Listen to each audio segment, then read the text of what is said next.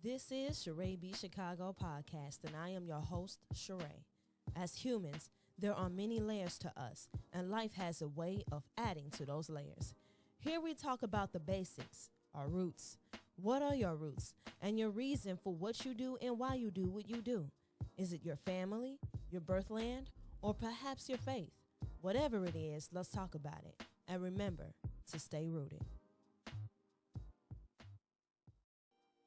But I really wanted to bring you women into a room and really have a conversation and really talk about sisterhood, because the experience that I had with both of you individually and the fact that I brought you two together, you really guys only was just acquainted once, and the fact that you guys were still able to have a conversation just amongst yourselves and just converse and say which and be comfortable talking really shows the beauty of women just coming together and really talking. Now, I know when it comes to sisterhood, some of us may not have had an experience that really showcased whether or not we can really just be ourselves around women. Sometimes it feels like women are quick to want to be the main chick and not show or share the space with other women. You know what I mean? Mm-hmm. So I kind of wanted to ask, because do you have any sisters? Yes, I'm the oldest of 12, and I think 6 of us are girls. What? Girl. I did not know that. I wasn't expecting you to say that. Yes, a lot of us. You're the oldest of 12? That I know of. Yes, that I know of. So is this a Daddy at Rolling Stone situation? Yes, ma'am. One of them is my mom's, and the other one is my stepdad. The rest of them is all my dad. Wow. Papa was a Rolling Stone. And Ilah. So wait, you said it's 12 in total, and 6 of you are girls. I believe so. So it's 50-50. I gotta count. Brittany, Brianna, Gabby, me, Destiny. 5 is 5 and 5. 5 girls. Okay, that's still a lot.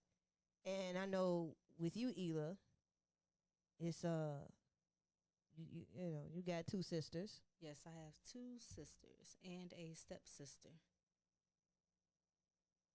Well, I ain't know nothing about this stepsister. I've mentioned her before, but you haven't met her. I don't really see her either. So really, yeah. Is stepsister on your dad's side? Yes, gotta be, because I'm hanging out with your mom all the time. So, and I know you got 2 brothers. Yes. Yeah. Okay, I didn't know about the stepsister. I'm learning some things about you too. And a stepbrother. I think I knew about the stepbrother. Yeah. Okay. Yeah, I knew about the stepbrother. Okay. And myself, I have 1 sister, 3 brothers, and I got a possible 2. I don't know if I got a possible sister out there. I really do. I don't know if my dad was joking. I don't know. I have questions. Let's put it like that. Mm-hmm. And I never asked him again about it. But as far as I know, I only have 1 sister by my parents. So it is what it is. Wait, it might be 13. Oh my gosh. She's still counting. This is still counting. Because my dad just told me about a new one like 3 years ago. Wow. See, that's what I'm saying. Wow. So I really want to know. I got a question for you 2 ladies, because I think that and you guys give me your opinion on this. I think the first experience that you really learn sisterhood is through your mother. For sure. Mm-hmm. Because even if you don't have sisters, there's some form of womanhood and camaraderie between women that happens between mother and daughter before you have sisters, or during while you have sisters, if you and your sisters are close in age. You know what I mean? That happens before anything else does. I think that sometimes we don't have the conversation about mother and daughter. I think that's probably what we need to talk about. Yeah. Because that's way more important. Mm-hmm. You know what I mean? It's kind of difficult for me to really think about it in a way where I guess we want to be fair.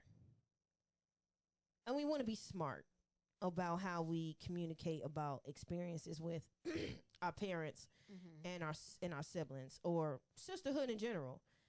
I think some of these conversations don't happen amongst women on how we experience each other because we know women, we easily offended. We are so quick to be upset because of what some chick or some, not even just some chick, even a friend of ours. Sometimes we don't even take what our friends say about us, well. And that's why choosing your friends are very important, because I'm going to be real with you. If I don't have real friends, I'm screwed. Yeah. You know what I mean? And I know me and Ilah had our rift before, both ends. You know, me and Ilah are close, and me and B Poetique, I'm trying not to say your government. Me and B Poetique have never had any like real rift, but it's because we're really just growing ours. Me and her is just like it's a little spout in the grass right now. You know what I mean? So it's still getting water. It still needs some more sun, you know? Right. But at least it's spouting. And I really think it's a good thing that we spouting. I know on episode me and you talked about how our relationship spouted through your boyfriend. And I appreciate that, because she wasn't acting like no salty chick. You know, and me and Ilah's relationship spouted through entertainment. We both just like to hang out, have a good time, and we both in the entertainment business, and that's just really how we was able to experience each other and start hanging out and having a good time. Plus, Ilah is a dance machine on the dance floor, and she needed somebody to keep up with her, and I was able to keep up with her.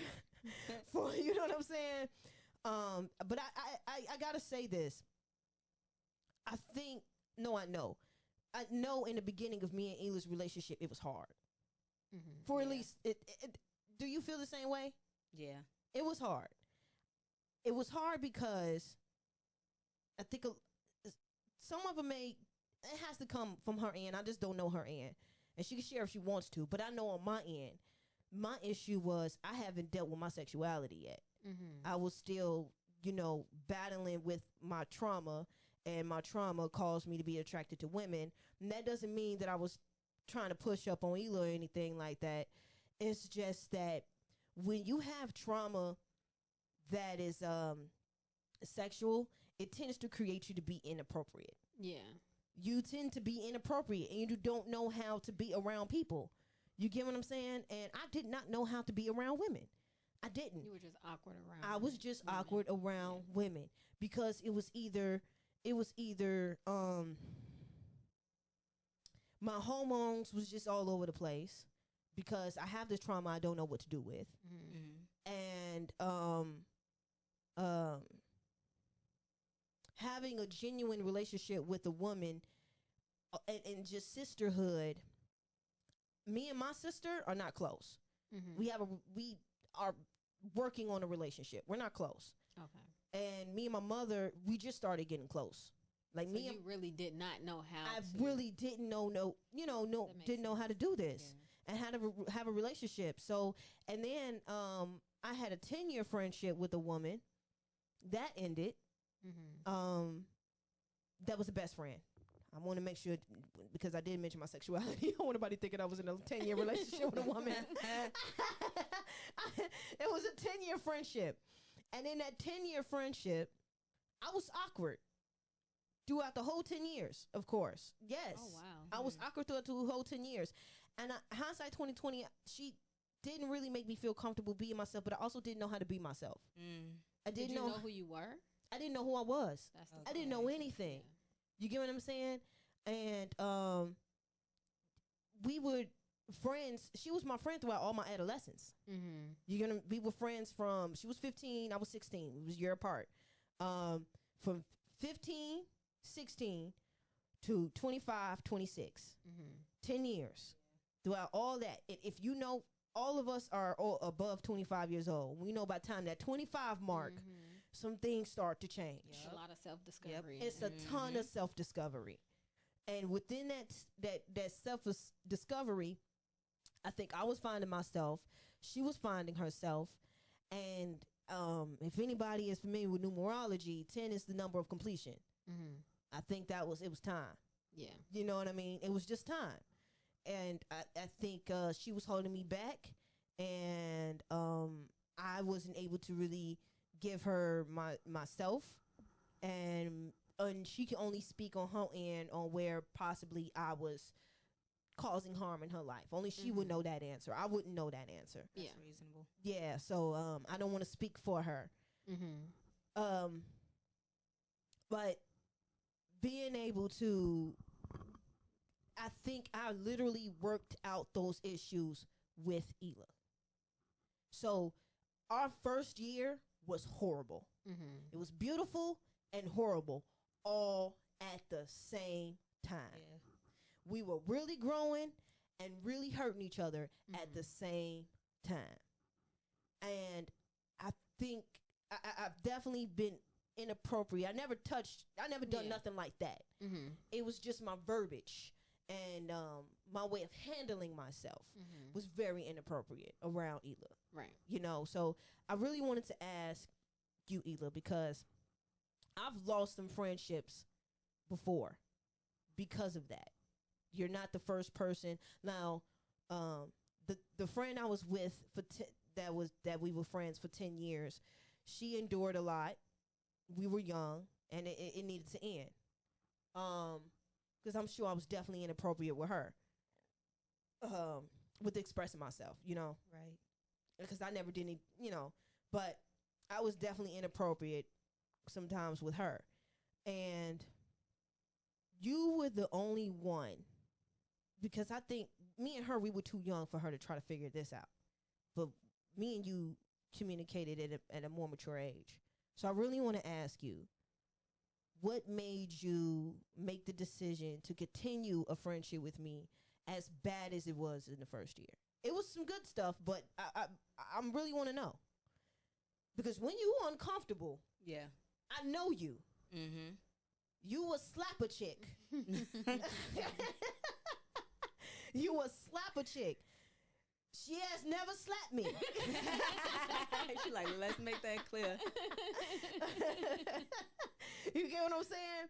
But I really want to know, with me being so inappropriate, because not a lot of women, because like I said, I had many friendships before you. In between her and you, there's some other women in between there. What made you want to continue to communicate with me? I think that even though we've had bad experiences, I really admired the friendship. I've always wanted a female friend because there was always a bad stigma of women are very messy. And I think that's part of my mother's a tomboy, so that's part of the reason why I'm a tomboy. But I felt like it was more comfortable hanging out with guys because women, there was a lot of messiness. So when I met you, I just seen like how bold you are, how honest you are. That's what I needed. Like, I'm an honest person, but I'm more so like, I'll say it in a nice way. Yeah. You're fearless. It's like, look, I'm not trying to hurt you, but it needs to be said this way. And I felt like I needed that balance. But I just needed to be around a female, have that friendship, like that genuine friendship. And you have all those aspects. So I felt like the good outweighed the bad. And I think where the bad came in, where we clashed, is because you dealing with your sexuality, me growing up, people always thought that I was lesbian. There was rumors that I was lesbian. Yeah. So when your body language or like how you spoke, it made me feel uncomfortable. I'm like, I had to deal with this growing up. I'm trying to prove to myself that I'm not, although I have nothing against the gay community, but it's just, I don't know if you will understand, but it's different when people perceive you in a way that you're not. And it's like, nah, I just didn't want to talk to you in high school, but don't spread rumors that I'm gay. I had to deal with that majority of my life. So for you to come dealing with your trauma and coming to me, it's like, this is very uncomfortable for me. I feel like I'm kind of going back in that now. Yeah. So I think that's where we clashed. Other than that, I admired the friendship. So it seemed like you were trying to figure out your sexuality, and you were trying to prove to other people that you are not the opposite. You don't have a different sexuality from what you actually Pretty do. much. Yeah. Okay.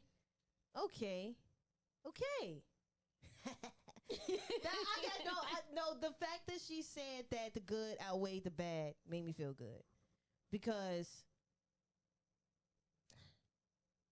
I had hoped she looked at it that way. Like, you pray for that, because when we actually bumped heads, when she was really like, yo, I don't know about being your friend no more. It really crushed me, because I was getting tired of running in and out of female relationships. Yeah. You get what I'm saying? And someone literally said this to me, because it was another woman I was building a relationship with, a friendship with. And she literally said to me, I don't think you ever gonna have, no, she didn't say think. She said, you're never gonna have a healthy relationship with a woman. She Did didn't she say think. why? What? I made her uncomfortable. Oh. You get what I'm saying? No, and that's what I did. That it was the same cycle over and over and over again. You know what I'm saying?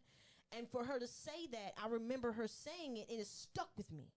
It stayed with me.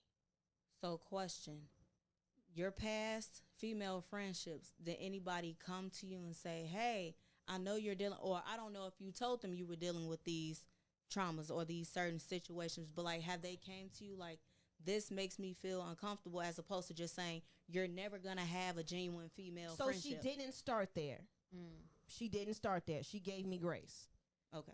I was not respectful of her, of what she was saying. Now, I think I twisted it in my own way for it to make sense, but it still was disrespectful. Yeah. You get what I'm saying? Yeah. And I don't think she knows what she was saying when she said it. I think she just know what her experience was with me, and she was expressing what she was observing. And to be honest, if I continued that way, she's right.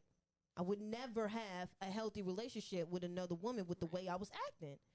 You get what I'm saying? So she was right in that space. Where I am today is totally different. The Obviously, delivery sounded like trash, though. Like, that was a terrible delivery. It is trash. That wasn't a good delivery. No, on it her wasn't. end, But she's a Cancer, and when we snap, we snap. It's okay. Them crabs, girl. Watch out for the crabs, because when we fed up, we tired, and we finna snap on you, and you finna get all of it and never see us again. Okay, and that's just how we are. I'm the same. I understood where she was coming from, because at the same time, we were same zodiac sign too. So I think that relationship meant to happen, so I can really see what I was doing, because I was looking at a reflection of myself with somebody who's comfortable within themselves, and I wasn't. You get what I mean? And then, and also to answer your question, Ilah, I didn't know I had trauma. That's the thing about people who have trauma. A lot of times they suppress it. They sweep it under a rug. They don't know that it exists until you keep sweeping it on the rug, and then you finally tripping over it. I was tripping over it. It was constantly coming up. You get what I'm saying? Oh, it don't go away. Oh, it's not. It's gonna come back. It's gonna come back. Remember me? Surprise, Exactly. It's like a third cousin. Yeah. Yeah, I think that sometimes some women, I really wanted to ask you that question, Ilah, because I know how bad I was. You know what I'm saying? I'm not stupid. Looking at hindsight 2020, even looking at it at that moment when she pointed it out, I saw it. You get what I'm saying? I just didn't know how to fix it. Yeah.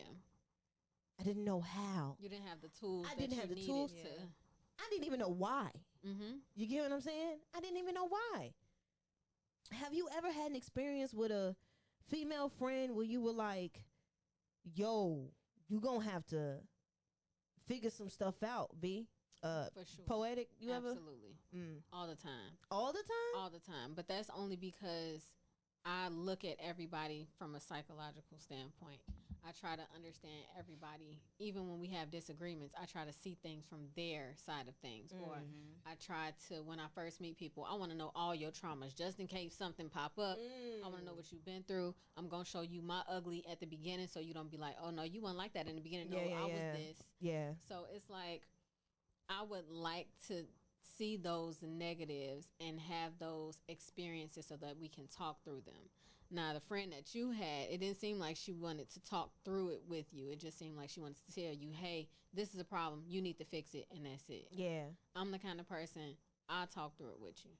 Because I feel like if people don't have those conversations, how are they supposed to know that they're doing something wrong? Yeah, that's true. I think also, me and her was just building a relationship. We weren't friends. Oh, no. Even if I'm not close friends with people, I want to know. And you don't have to explicitly say it, but I'm going to notice. Yeah. Okay. I do notice that about you, because I know when me and you having conversations, sometimes you be like, I ain't the kind of girl to do this, or I do this. Like, when me and you talk, I don't know, I'm going to just call you B, because I'm trying not to say your name. So, when me and B first started communicating, she basically let me know, like, I ain't got many friends. It takes a second for me to call you a friend. Like, you don't play about that friend word. I don't. And you don't toss it out freely. You get what I'm saying? And I noticed you haven't called me a friend yet. I consider you my friend. Do you? I do. I wouldn't say, like, I don't have best friends. I don't like that. Okay. Because I feel like if somebody has been my friend for 10 years and somebody else is 5, I don't want them to feel like we're competing to be her best friend. Like, you my sister or you my friend. Okay. I have That's acquaintances that I see once in a while, but I consider you my friend because you're somebody like I will call to go party with. Okay. If you're an acquaintance, I'm not going to go party with you because I don't exactly trust you around me when we go out. If I get drunk, or if I'm drinking, period, are you going to throw something in my drink? Are you going to leave me to talk to some strange man? Okay. Can I call you and be like, hey, girl, I got an emergency? Like, if I can't do all that, I wouldn't consider you a friend. That makes a lot of I sense. can do that with you. Okay, good. Well, I'm glad to hear that, because I'm really glad to hear that, because I feel the same way. I share food with you, girl. I like you. She did. She gave me a cheese stick, y'all. Right. I got some cheese stick and some food fries. with nobody. No, that's true. And I was hungry. And she saw that I was hungry, and she gave it to me. She was like, hey, you want this cheese fry? You know what I'm saying? You want this, this cheese stick, and you want this fry? I'm like, yeah, let me get some fries, and they helped me out. Her and her man. I love them. But so okay, because I know it took a second though, but I respected it. I'm gonna be honest, I respected it, and it was kind of similar to Ilah, because Ilah is the same way. Ilah is like, yo, we cool, you know what I mean? And I remember one time me and Ilah was hanging out almost every day, and we was having a conversation with me, you, my brother, and probably the rest of our other friends. I'm just mentioning my brother because my brother is the one that said this, and my brother was like, I said, yeah, because I don't have any best friends. And then Dante looked at me and looked at Ilah and then looked at me and looked at Ilah and was like, what are y'all? Right. I think I remember that day. He was like, that ain't your best friend? And I was sitting there stuck, like, because I didn't want to just, I was sitting there thinking, I wanted to, like, say, like, no, but I was trying to find a nice way to say no, because I was going to say no. But Ilah, she was like, if she don't look at me as her best friend, I'm not her best friend. Right. You get what I'm saying? And I respected her for it, because it was like, I'm not intimidated on whether or not this girl is my best friend or not. Right. You know what I mean? We hanging out all the time. We kicking it all the time. We kicking it. If you hanging out with us, you would think we're best friends. Right. Yeah. But I think that's just a testament of the friendship that was eventually going to grow. You get what I'm saying? But friendships, to me, just like relationships, they genuinely have to grow. For sure. Yeah. They can't just happen overnight. You get what I'm saying? And I think that if we really smart with each other, we do toss a lot of titles around just because we want to have them. You know what I'm saying? Oh my God. Listen, and I'm gonna be honest, as the sensitive Cancer, I do that. I do. I notice it, and I think God placed people in my lives who don't do that for a reason, because neither of you do that. And even if I'm noticing we're gonna be friends, if you not there, you not there. Right. And this could be me just foreseeing something, because sometimes you can foresee some things like that. Yes. Because I've heard of stories where, like, shout out to Know For Sure podcast with B, Simone, and Megan, Ashley. You boy, you like that podcast too? I only saw one episode. Okay. Like, I was like, oh, I need to tune in a little bit more because Yes. they really do have genuine conversations. They have genuine conversation. You can tell it's a genuine friendship. They've been friends for 20 years, and it's absolutely amazing. But one of the things that they talked about, they mentioned, is B. Simone came up to Megan and said, "You're going to be my best friend." And she was like, what? Right. Wow. And Megan is sitting there like, Wow. okay. And you know what I'm saying? They in school. She like, Right. who is this little girl that's coming up to me talking about we going to be best friends? And look at them 20 years later. Yep. That's beautiful. You know what I mean? And sometimes you can see that. So I know, I tell her all the time, we sisters. You get what I'm saying? I done changed the title multiple times. I have. But I just knew that she's meant to be in my life. I knew that. Yeah. You get what I'm saying? That's, if anything else, I knew that. Ditto. You get what I'm saying? And I felt the same with you. I felt that same connection with you. I think it wasn't immediate because, you know, you know what I'm saying? But I'd be like, hey. exactly. It how, wasn't, how are you from a distance? exactly. It wasn't immediate, but I think I felt that connection with you after we hung out about the second or third time. It was around that. It seemed like it was about the same for I need you. to see the good, bad, and ugly before I decide. Yeah, exactly. And I think, what do you think? Because women don't really be honest about this stuff. What do you think is one of the things that prevent women from having the conversations that, or even have the healthy convos that are necessary to get closer? Because, like I said, me and Ilah had our bump in the road. You had experiences where you had to let people know what's up. Yeah. What do you think prevents women from actually saying, expressing, or sticking out through the hard times? Because how many of us women hold grudges and don't talk to no woman for years? Oh, no, I do that with everybody. Oh, I'm the grudge queen. I talk myself through it and talk through it with the person, but if I don't forgive you, I don't forgive. Really? So you the one out here dumping these females. I'm the one. You the dumping the females. The females, the males, aunties, uncles, cousins, everybody. So why you dumping these females out here? Because I don't like when relationships in general are not genuine. Okay. I don't like when I feel like I have to worry about my sanity, safety, security in any relationship that I'm in. So if I got to question that, I don't need to be around you because you don't make me feel safe. So yeah, that's why people gotta go. You said it before that you at least say something. Oh, I say like you something. question and you I ask say them. something. If you don't pay attention, if you don't listen, I'm not one to repeat myself. Right. Either. Yeah. So that's fair. Yeah. Yeah. 'Cause I know you're not listening. Yeah. If you ain't hear me when I said it. That's true. That's true. That's fair. I know Ilah definitely. Ilah was like, I don't like that. I was like, damn. I will let you know. I don't like that. When you do that, it's not funny. I remember that conversation. You remember that conversation? Yes. It is not funny. You think it's funny, but it's not funny. I'm not laughing. And we can laugh about it now because it's Right, but at the time it was like, ooh. Yeah. Oh, it was a ooh. My little feelings were hurt. Yeah. But at the same time, my feelings were hurting for her at the same time because I was rude. Because I'm sorry I made you feel that way, but Exactly. Yeah. And that's what a real friend is going to do. yeah, You know now, what I mean? if they don't feel sorry for it, y'all don't need to be friends. Well, And that's why I had to break up with people. So I stopped that part, but there was another part that I continued to do after that made her go, oh, maybe we don't need to be friends at all. You know what I mean? And I ain't gonna say what it was. It was just, I just was not right. Yeah. I was just not right. Now, when she cussed me out that time, I stopped that. Yeah. I think that's probably, you know what? That attests to what it is. You said what you had to say. I acknowledge it. I change it, and we continue to be where we are. Because when she threatened to stop being my friend, I ain't gonna lie, I cried. That's how you know And you that hurt really me. want to. Right. Yeah. Friendship breakups are terrible. They're just as bad as a relationship. Yes. Yeah, and I think that Man. we don't act like it is important. Well, I ain't gonna say important. I don't think we. Display to other people how much it hurt. Yes. Yeah. You know what I'm saying? I have that bad. But I'll let you know, like, I really do care about you, da-da-da-da-da. Yeah. But once I don't care, I don't care what you got to say. Yeah, that's true. It's like a switch goes off. It's literally, I could go from, we cool.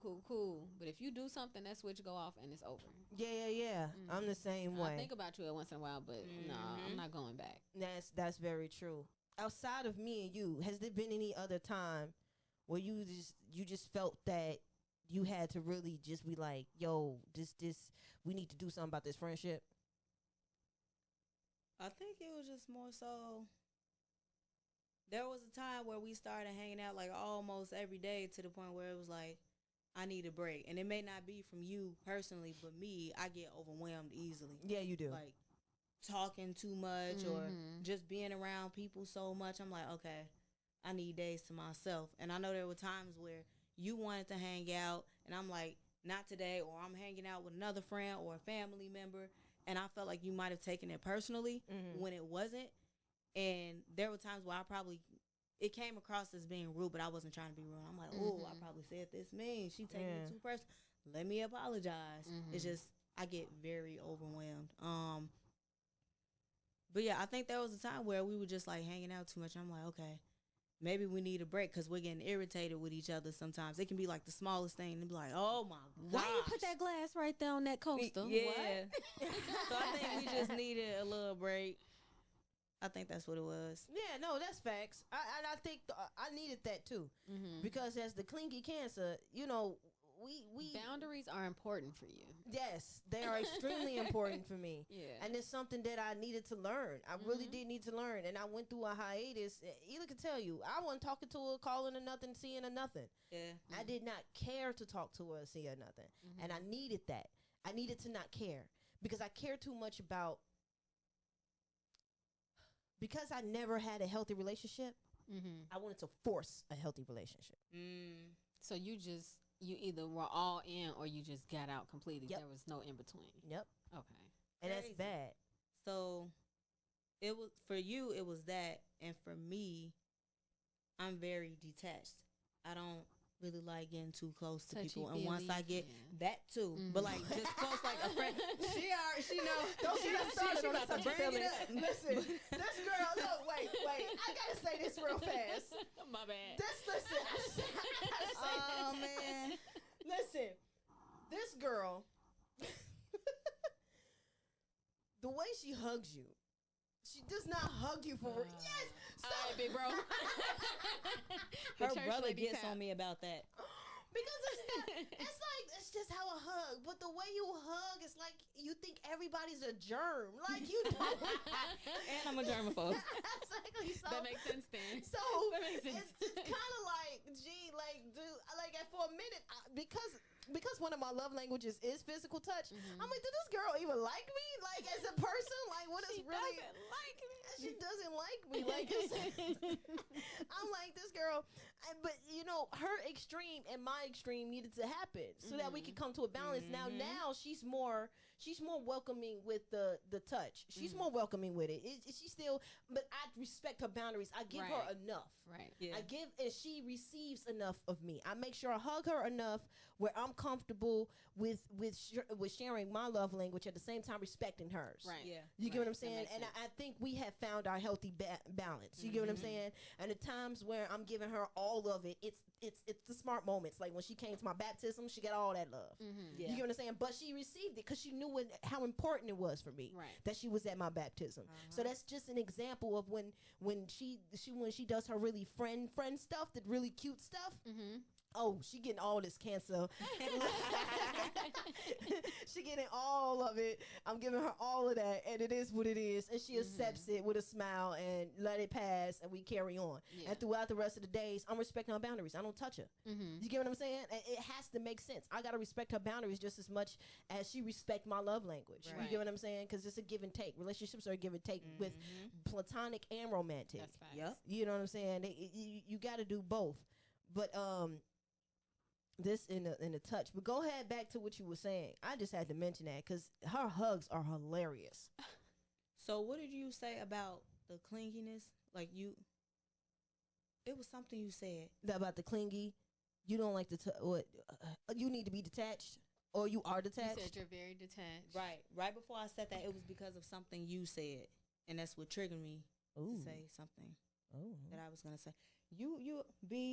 You said something, and then you said that you wanted, I don't know, that friendship so much, or you cared. I cared way too much. I needed to have that I wanted to force a healthy relationship. So you wanted to force a healthy relationship, and me being so detached, I was afraid of getting too close to people. So I think that's also where we clashed too, and probably took it personally. Probably you was afraid to get close, and I was afraid not to. Yeah. Yep. Wow. You know what's so funny? I really think God works in mysterious ways. For sure. I really do. I think that because people always want to find somebody who's just. I think there's a thing about puzzle pieces. Like, people are puzzle pieces. You know what I mean? They supposed to do the things or express the things that you don't express, and you just having that comment, like you kind of similar pieces, and that's why you make the bigger picture. Yep. You get what I'm saying? So me and her are similar pieces, as in we love to express ourselves through art. We love we both fundamentally we both want healthy relationships with women. That was our fundamental. Now I think about it, because you talked about it. You said you always wanted a close relationship with a woman, and I always wanted a close relationship with a woman that was healthy, because I haven't had it because of my trauma. Right. So we both wanted that. That was the fundamental. The other fundamental is both of us are entrepreneurs, women entrepreneurs.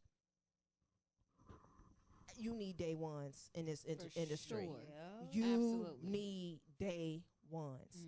This industry is grimy, and it will eat a you mess. alive.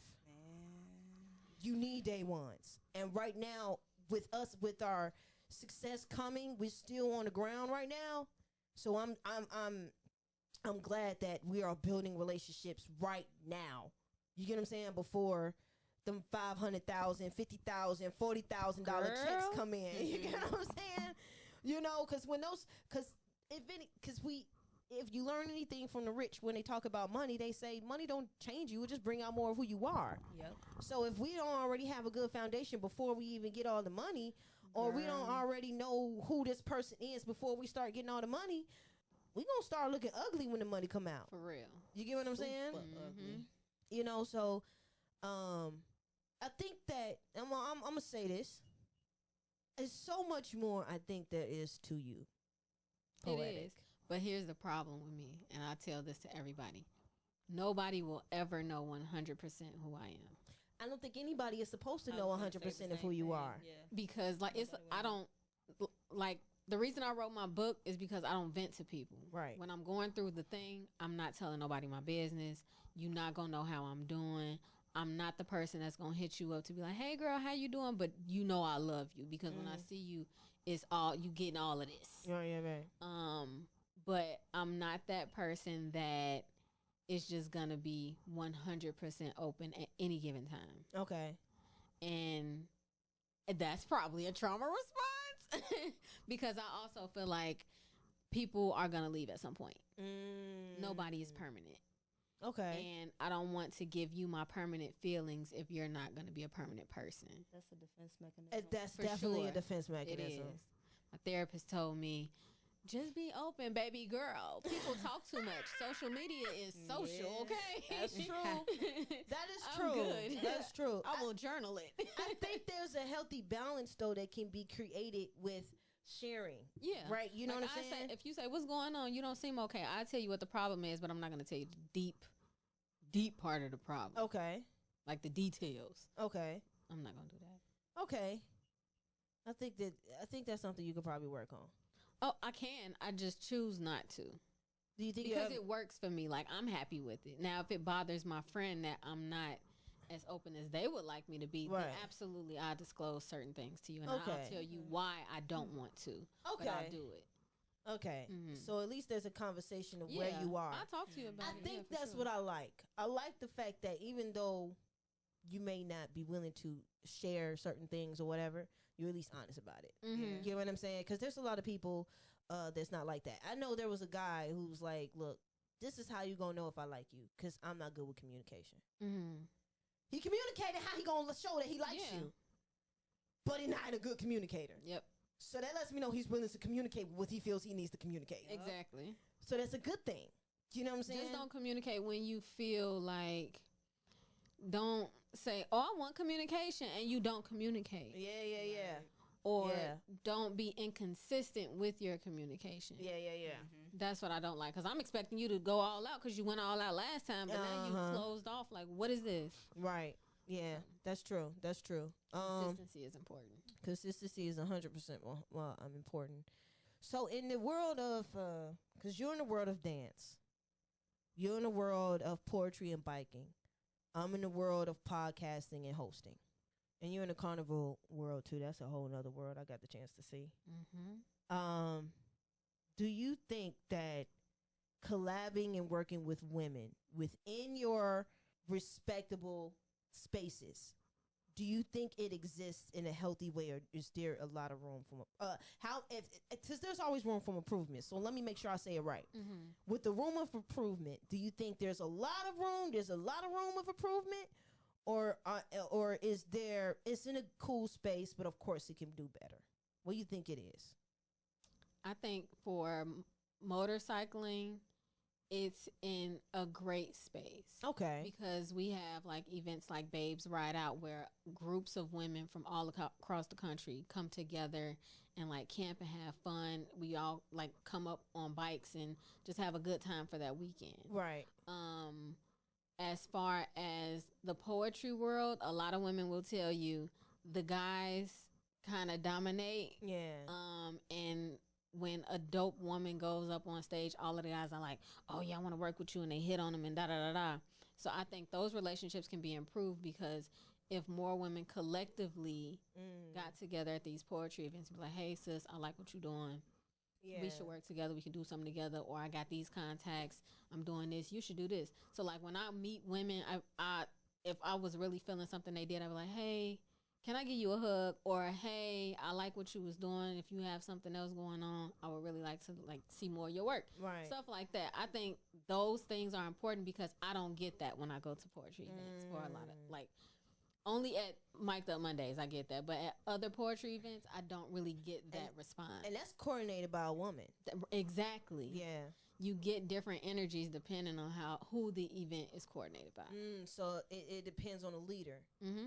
Okay, that makes a lot of sense, because she does, and shout out to Ari, she does create a space for creatives to feel comfortable to mingle and to be able to collab and things of that sort. She welcomes that, and she lets you know. She says it openly on the mic, like, you know, let's work together. I really wanted to put creatives together to do their thing, and I love that, and that's why I keep going, because she, like you said, it's reflection to the leader. And so what about you, Ilah, when it comes to the carnival and the dance world? As for the dance world, I would say that it is improving for me personally, at least, because the studio that I instruct at, there's a lot of different instructors, whether it's twerk, dance and fitness, or just dance. We've all been planning to collab more, and that's what we've been doing. As for the carnival world, when it comes to carnival in general, it's all about everybody uniting, communicating through dance. So no matter what country you come from, everybody's all patriotic about where they come from, waving their flags in the air. But at the end of the day, we come together. There's no judgment zone. So as far as dancers, especially like Caribbean dancers, and Caribbean music and Afrobeat is becoming very, very popular. It is. It is. So as far as choreographers, there's been a whole lot of collaborations. So I would say it's really improving. It's improving. Okay. Especially like Black women, we're coming together. Okay. Like, this is our season. Okay. So it's really improving. It's That's getting good. better. I'm glad. For me, in the hosting world, I haven't gotten so much of a chance to really see when it comes with women. I've been getting more love from men, honestly, right now. And it may be because I'm not sure what it is yet. You get what I'm saying? Shout out to Ari again, because I was able to host a show in her space. You get what I mean? I did a comedy show in her space, and she opened up her space for that. It was coordinated with another friend, mutual friend of ours, who's a guy. However, I think that knowing her, I think that she probably would have still opened the space regardless. Yeah. Just knowing her. If a guy was involved or not. Though I think it does make it feel better when a man is involved. I'm not gonna lie. I'm just gonna be honest. For you or in general? I think in general. And for me, it doesn't matter. But in general, I think because with the spaces that we are right now, a little bit in some areas with women, it kind of helps. Y'all can agree or disagree. I don't know. I disagree. You disagree? Okay. I feel more comfortable in both of my spaces because I don't think men exactly understand the delivery of women in poetry. That's true. How comfortable women feel in motorcycling. Because in a lot of the male dominant spaces for motorcycling, I feel like an object rather than just another rider. Oh, wow. And in terms of poetry, I feel like if it was a room full of men, I either have to be really aggressive with the poem that I'm presenting or Sensual. Okay. And yeah, that's true. I you know what? You made a great point. I think some of it may be for me because now that I think about it, you're right. You called me out on it. I think because some of my experiences, and this could just have to do with my experience, and some of it may even be a reflection of my trauma. You know what I mean? That my experiences with women just haven't been the best. Some of it my fault, and some of it because some women just get jealous. You know what I'm saying? But I think because I had an experience where I was working with women and a man was in the middle of it, and I think it was manipulated by him. You get what I'm saying? And I know you know what I'm talking about. Yeah. If the women just so happen to be listening to this, they know who they are. Just two other women, you know. And if you know anything about my history, you know what I'm talking about. So I think it was definitely manipulated by him. I allowed the manipulation. They allowed it as long as they could. They were smarter than me in that space, more mature than me in that space, and I learned a lot in that space. So I think that it was important for that experience to happen because I think on the other end, I said what I said because I do still appreciate male leadership. I just think in some spaces it's not necessary. In some spaces it is. In that space, he could have handled that better. I think with a different man, a more mature man, it would have been dope. What makes it different from male leadership to female leadership? Men's leadership, I guess, because I tend to need it. Okay. I'm emotional, and I need it. You need a heavy touch. I need a heavy touch. There's women with heavy touches too. That's true. I have yet to experience it though. There you go. Okay. I have yet to experience a woman with a heavy touch and leadership skills that outside of my church, that's my only experience. Because my pastor is a woman. And I love how she leads her church. She's the only leader that I respect as a woman where I have no problem with her leadership. Right. You know what I mean? But had it not been for her, you wouldn't have had that experience. I would have never had that experience. You know, but that's the only space, and that's the only space. And these other spaces, I don't know. I see some of it. I think I know where some of it exists. I just haven't encountered it myself. Okay. And I think that's because I experienced a dope experience with this lady.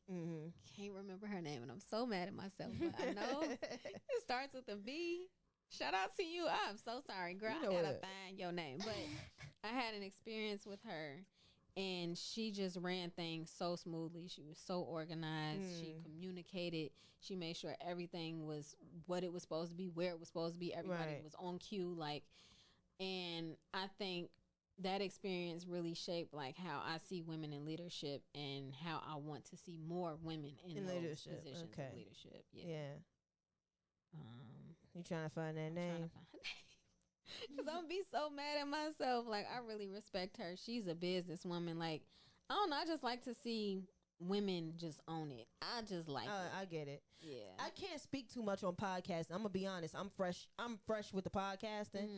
Fresh as in being serious. Yeah. And my only experience with receiving help was through men. Now, Yeah. but that's only because it's still fresh. Yep. So that doesn't and there mean were a lot of male podcasts out. exactly. And that's BB Jones, by the way. Okay, Thank you found BB a name. Jones. All right. Shout out to BB Jones. So I can't. I think it would be unfair for me to give an opinion when it comes to podcasting. I don't have enough experience with that. Period. Because I haven't collabed enough with women for me to really have that kind of understanding. Right, but you are speaking from a place of experience, so it's not a bad thing. Exactly. Yeah. Exactly. And I want to be honest within acknowledging, where I may have lack of experience. I want to be honest with that. So with podcasting though, I'm praying that it's open when it comes to women podcasting. I'm praying that it is. One of the guys I see as a mentor is a guy. One of the guys that there's a guy who gave me my first platform opportunity, allowed me to use his equipment. That was a guy. My first co-host, that was a guy. So my experience with men has been good. So I guess for a lot of times when women try to speak in this space where, because there's another flip side. I've been blessed. I feel that I've been blessed in this aspect because there are so many men who take advantage of you and try to sleep with you. Oh yeah. And all those three men I just mentioned, the guy who gave me his equipment, my co-host, and the guy I see as a mentor in podcasting. None of them had tried to sleep with me. Yep. Never made any advances. Good. Never made me feel like I couldn't be comfortable around them. You know what I mean? I have gotten drunk with two of them. You know what I mean? I haven't gotten chance to really party too hard with the other one yet. But we're talking about hanging out more. So, but I feel comfortable hanging out with him though. Yeah. You get what I'm saying? Just to know that I do feel that comfortable. Right. It's good.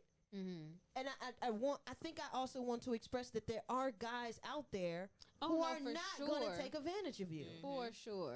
I can honestly say that the guys that have led the events that I've been to have been amazing. Yeah. It's the guys that just pop up. Yeah. And they happen to be artists and it just feels awkward. Yeah. But overall, the leadership on both the male and female front for me, it's just great. It's been great all around. And Ari gives a soft touch. Ooh. And I feel like I needed that because everybody was just heavy. And I'm like, yeah, I got to do this. And Ari just makes me feel like calm. Yes. Because she makes it seem like she has everything under control. Yeah. Even when she doesn't. And I've seen it where she felt like she did it. But the way she handled it was so well. Yep. You get what I'm saying? And I watched how she handled it. And I appreciated the way that she handled it because it allowed me to learn from her in that moment where she felt like, okay, and I could see where her mind was starting to work. Turning. Right, exactly. And it was like one of those beautiful things where it's like, oh, this sister is taking advantage of this in a good way. You get what I'm saying? And she's taking charge. For sure. And I like that. Yeah. You know what I'm saying? So it's a good thing. It's a good thing. That was the ending of part 1. Stay tuned for part 2. Now that's the end of our show. Thank you for listening.